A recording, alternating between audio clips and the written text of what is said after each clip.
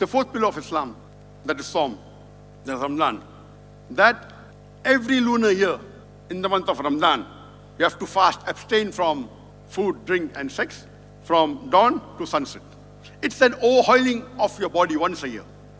Allah says in the Quran in Surah Baqarah chapter 2 verse 183 that Allah has prescribed for you fasting as He had prescribed to people before you, so that you may learn self-restraint, so that you may learn piety, so that you may learn taqwa.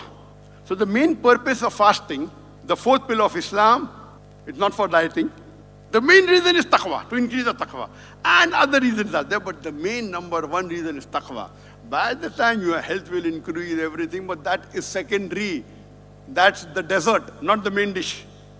The main dish of fasting is increasing taqwa.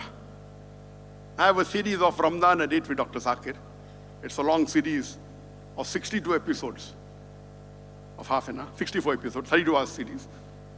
It gives the details, how does Tawheed, only during Ramadan, it implicates your life.